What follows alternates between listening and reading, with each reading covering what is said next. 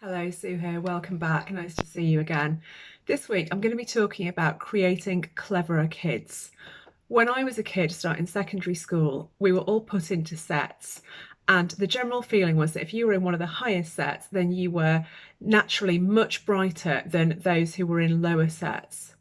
And actually, there's good evidence to suggest that kids who start in higher sets tend to make more rapid progress than those who start in lower sets. There's a kind of self-fulfilling prophecy that happens when children are put in low sets because they sort of believe that they're just not really clever enough to do well academically.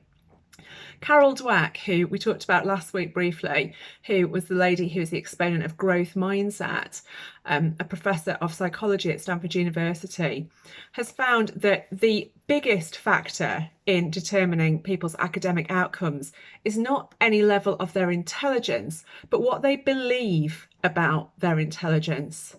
Those who believe that they are capable academically do better, possibly because they try harder, because they stick with difficult problems for longer, much more so than those who believe that they're just really not very clever. There is a sense that that belief that they're not clever gets in the way of them actually doing what it takes to succeed. Now, you might say, hang on a minute, surely some people are just born brighter than others. And there are lots of measures of intelligence out there, things like IQ tests, for example. Okay, that's true.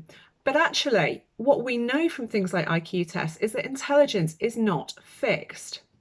Alfred Binet, who was the guy who invented the IQ test about 100 years ago, invented that test as a measure for Parisian school children, as, if you like, a baseline, a starting point from which teachers could measure the progress those kids would go on to make.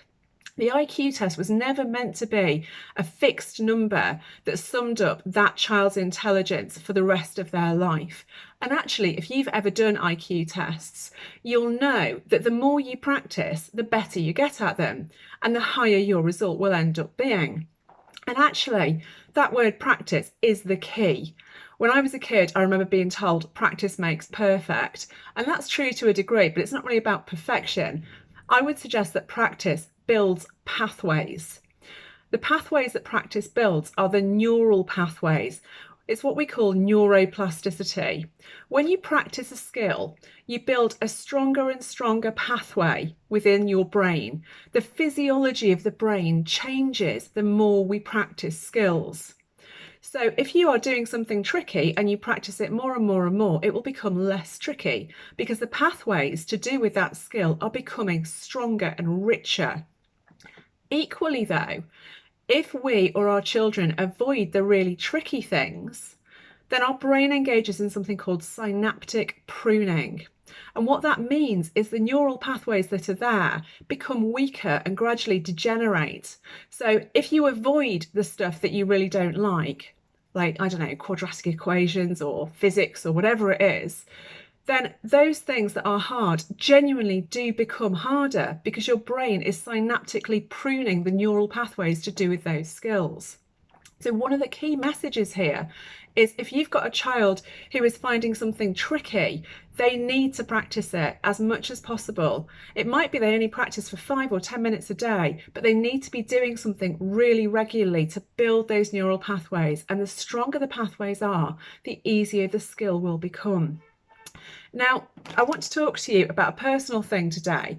We have a little girl who is coming up to a year this week, actually. It's her 1-year birthday. And when she was born with a terminal heart condition. She was given 4 days to live from birth. And we were very lucky because the team at the Leeds General Infirmary saved her life last May. And she had a major piece of open heart surgery then. And she had another piece of open heart surgery back in March this year. And that seemed to have gone really well until 48 hours later when she had a massive stroke.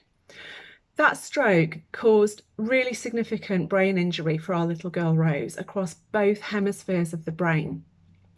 And the result of that was quite major paralysis in Rose's left arm and hand, and also some significant paralysis in her right hand and a real loss of fine motor skills in that right hand.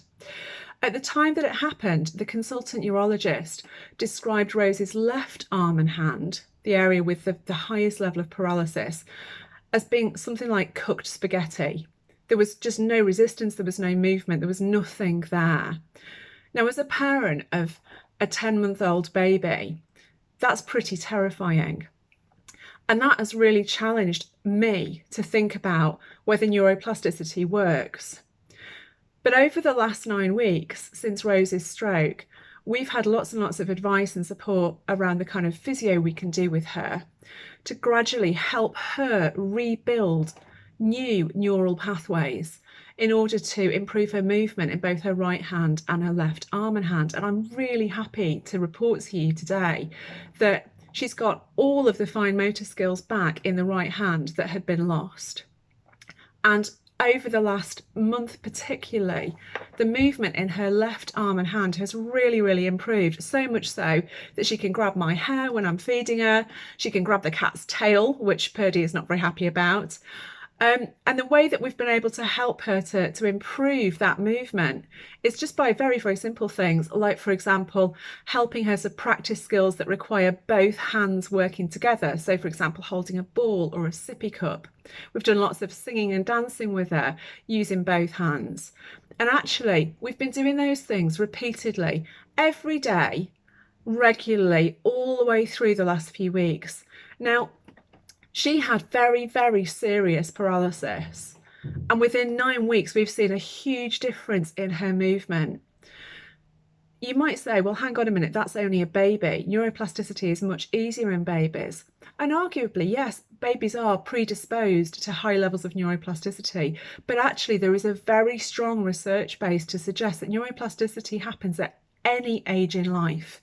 There's a great book by a guy called Norman Doidge called The Brain That Changes Itself, and that's all about stroke victims, many of whom are in their 50s, 60s and even 70s, who have had paralysis or significant brain injury resulting in real difficulties physically, which they've been able to overcome through repeated practice and the self-belief that it was going to get better and that it would come back.